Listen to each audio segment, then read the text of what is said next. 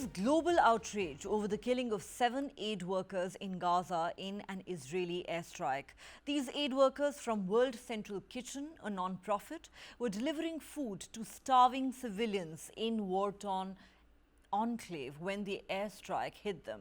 Prime Minister Netanyahu has said, unfortunately, there was a tragic event in which our forces unintentionally harmed non-combatants in the Gaza Strip. This happens in war. We are conducting a thorough inquiry and we are in contact with the governments. We will do everything to prevent a recurrence, he said.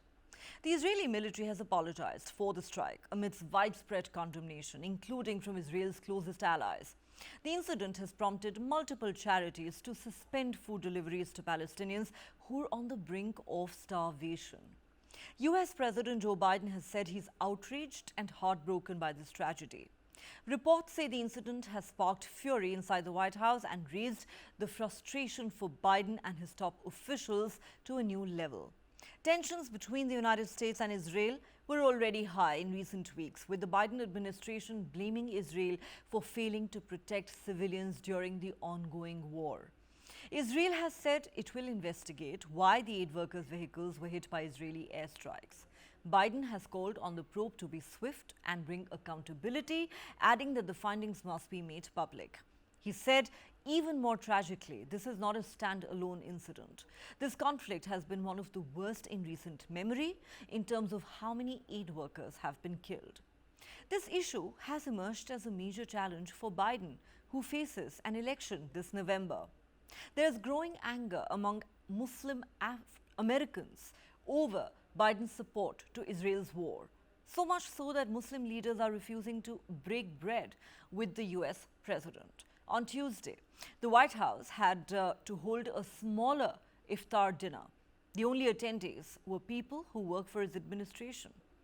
A Palestinian-American doctor walked out of a meeting with President Biden in a show of protest the same day, underscoring the high tensions, anger and concern from Arab, Palestinian and Muslim American communities amid the Israel-Hamas war. The US Agency for International Development and its administrator, Samantha Power, have said the deaths of these aid workers and the deaths of more than 30,000 Palestinians and 200 humanitarian workers in the conflict are devastating and deeply alarming.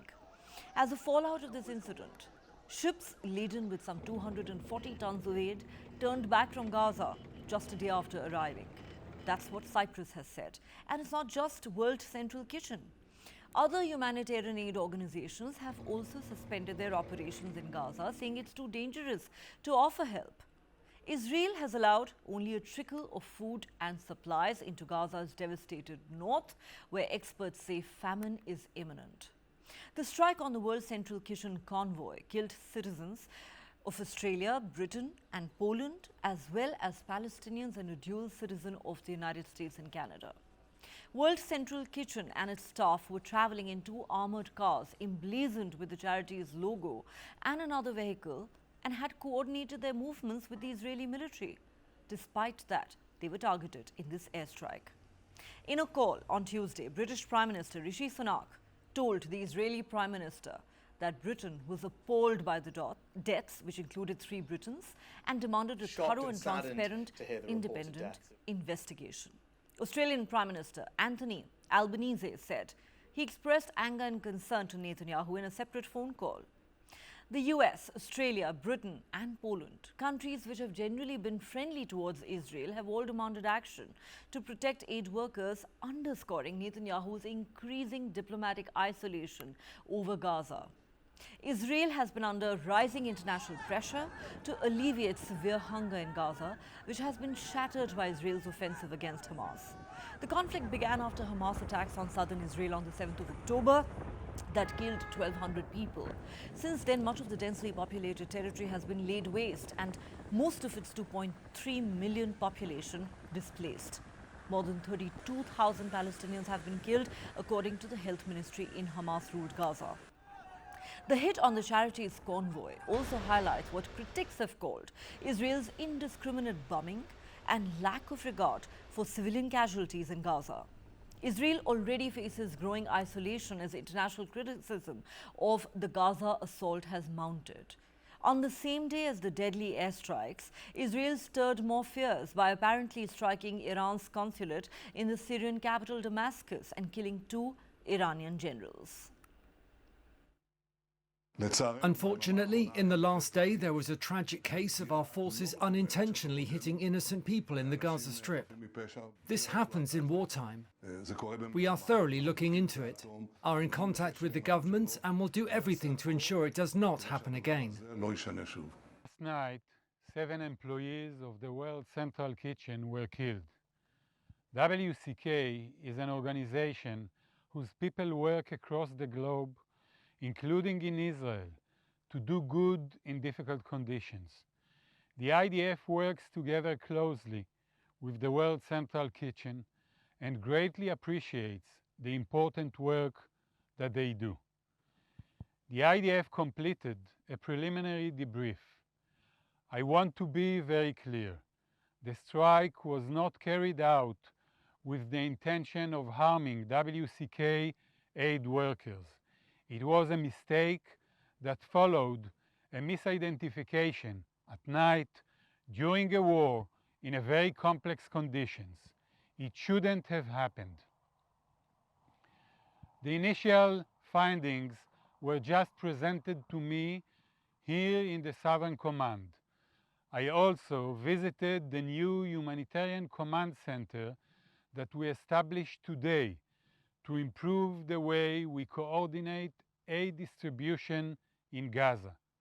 The devastating Israeli airstrikes that killed World Central Kitchen personnel yesterday bring the number of aid workers killed in this conflict to 196, including more than 175 members of our own UN staff. This is unconscionable, but it is an inevitable result of the way the war is being conducted. It demonstrates yet again the urgent need for an immediate humanitarian ceasefire, the unconditional release of all hostages, and the expansion of humanitarian aid into Gaza, as the Security Council demanded in its resolution last week. The resolution must be implemented without delay.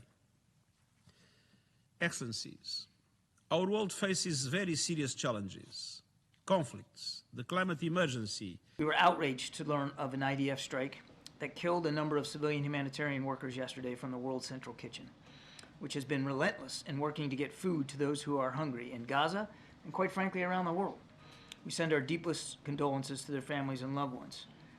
We've seen the comments from Prime Minister Netanyahu and from the Israeli Defense Forces about their commitment to conduct an investigation. As we understand it, a preliminary investigation has been completed today and presented to the Army Chief of Staff, and we'll obviously look to see what they discover in this preliminary one. But we expect the broader investigation to be conducted and to be done so in a swift and comprehensive manner. We hope that those findings will be made public and that there is appropriate accountability held. More than 200 aid workers have been killed in this conflict, making it one of the worst for aid workers in recent history. This incident is emblematic of a larger problem and evidence of why distribution of aid in Gaza has been so challenging. But beyond the strike, what is clear is that the IDF must do much more to improve deconfliction processes so that civilians and humanitarian aid workers are protected. The U.S. will continue to press Israel to do more as well to ensure the safety of humanitarian workers, and will continue to do all we can to deliver this assistance to Palestinian civilians in Gaza. Shocked and saddened to hear the reported deaths of aid workers in Gaza. We're urgently working to confirm all the details, but my thoughts right now with their friends and family. They're doing fantastic work bringing alleviation to the suffering that many are experiencing in Gaza. They should be praised and commended for what they're doing. They need to be allowed to do that work unhindered, and it's incumbent on Israel to make sure that they can do that, and we're asking Israel to investigate what happened urgently, because clearly there are questions that need to be answered. Our view is long-standing that Israel has both the intention and the ability to comply with international humanitarian law. I've made that very clear to Prime Minister Netanyahu. Whenever I've spoken to him, there have been too many civilian deaths in Gaza. Of course, we want to see an immediate humanitarian pause so that we can get the hostages out and more aid into the region. I spoke with Prime Minister Netanyahu this morning, with a phone call that was organised overnight. I expressed Australia's anger and concern at the death of Zomi Frankom. Zomi was an Australian aid worker working for the World Central Kitchen, providing support for people who are suffering from tremendous deprivation in Gaza. This is completely unacceptable. The Israeli government has accepted responsibility for this, and Prime Minister Netanyahu conveyed his condolences to the family of Zomi Frankom and to Australia as a result of this tragedy. When I spoke with the Prime Minister, I emphasised the importance of full accountability and transparency, and Prime Minister Netanyahu has committed to full transparency about how this tragedy could possibly have occurred. There is a need for a thorough investigation into what happened here, and Prime Minister Netanyahu committed to that. But this is also a significant loss. All right, let's go straight across to our guest to discuss this story. We're joined by Itai Melchior, researcher and advisor, Middle East Affairs. He joins us live from Haifa in Israel. Lev Aaron, Israeli columnist and journalist, is also with us on Global Lens tonight. And completing the panel is Lieutenant General Rakesh Sharma, defense and geopolitical expert. He joins us live from New Delhi. Thank you very much, gentlemen, for joining me on the show. A warm welcome to all of you. Lev, let me start with you. Now, it is quite evident that this particular incident, the killing of 7 aid workers in Gaza, has sparked outrage across the world. I know that the Israeli military has apologized, saying it was unintentional. The Prime Minister has said there will be an inquiry, but at the same time, he says these things happen in war. Fact of the matter is, the United States, the UK, Poland, Australia, and these are all countries that have been friendly to Israel. They've all expressed their horror. Would it not be correct to say, Lev, that with every passing day, Israel's international isolation is growing? Yes, I think this is one low point, and we had another low point when the UN decided that a ceasefire must be there. It was not under Section 7, but still it was very important, and it showed that Americans do not support us anymore on the diplomatic front. So, of course, things that are happening now, each and every mistake that is happening by our army, and I believe our Chief General, because I can see how frank he is. And I see how painful it is for him that our soldiers killed these people who were innocent and wanted only to help Gazans to get food. And we also know that our soldiers killed our own hostages, not that maybe like 2 months back. So we know the mistakes that we make during a war. But of course, when you are in a low point in diplomacy, each mistake is more costly.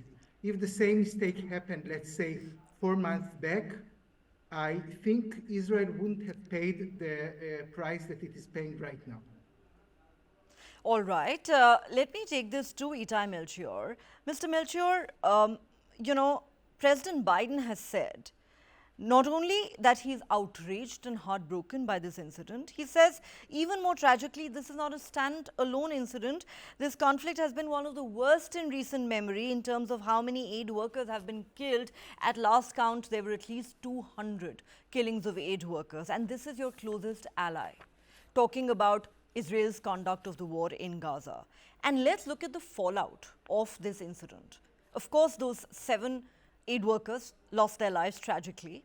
And as a result of that, Gazans who are already staring at starvation are now going to suffer immeasurably more. Why? Because it's not just World Central Kitchen, whose convoy was attacked, that has suspended operations in Gaza. Several other ships laden with some 240 tons of aid have turned back from Gaza because they say that it is simply too dangerous to offer help to Palestinians in Gaza right now. My question really is Israel not making things worse and worse by the day? Well, as my friend Lev said, and I think as the chief of staff said, there's also a public outcry in Israel. The public in Israel won't accept these kind of incidents because it's an incident that is all stems from bad management, bad coordination, bad oversight. So therefore, the outrage in Israel is just as high. So, and remember that we have killed our own hostages. We've had several dozen Israeli soldiers killed by what we call, ironically, friendly fire. And this is a big problem when you're at war. These things sadly do happen, and I think that since we kill our own by mistake, then nobody can say that we have done this intentionally. So that's the first point to remember. It's sad, and already today, as you heard from the chief of staff, they've set up a new coordination center, and the aid that is flowing in, and a lot of aid is flowing in. Actually, more trucks have entered Gaza with food than in the period before the war. So aid is flowing in. There was a stop for a day. People want to be sure that they're safe. Organizations want to have guarantees that their coordination. Still, the key here is to find out where the mistake stems from. We've heard contradicting versions, that this wasn't coordinated, that the route they took was not the one coordinated. Nothing here is an excuse, but people want to understand how we make sure that this doesn't happen again. I know the chief of staff personally, and I could really see that what he said was heartfelt. This is certainly something that no Israeli would accept. All right. I am certainly glad to see that our Israeli guests are not trying to justify this, and they're also telling us that this has caused an outcry in Israel as well. Israelis too have been pained by this incident. But let me take this to Lieutenant General Rakesh Sharma. Lieutenant General Sharma, even if we do believe that this wasn't done intentionally, what people are saying, what observers are saying is that this hit on the charities convoy essentially highlights Israel's indiscriminate bombing and lack of regard for civilian casualties in Gaza. And that is where the problem lies. They may not have meant to attack these aid workers, but to have this attitude that anything goes. Even now, despite the military chief of Israel apologizing, the Prime Minister of Israel says these things happen in a war.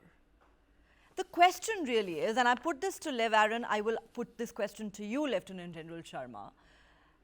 Isn't Israel today increasingly isolated?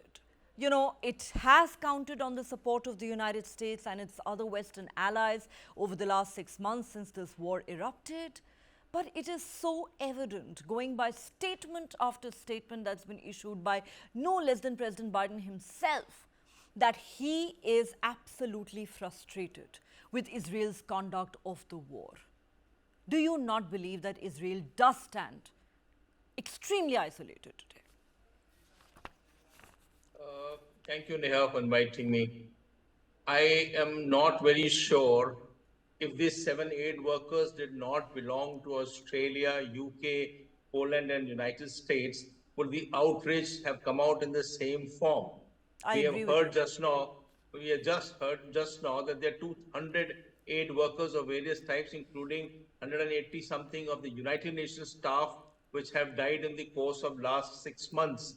The outrage is not so vehement as the outrage comes at now, because there are 3 aid workers of the United Kingdom, one a joint passport holder of Canada and USA, and of course the Australian Zumi was heading the delegation.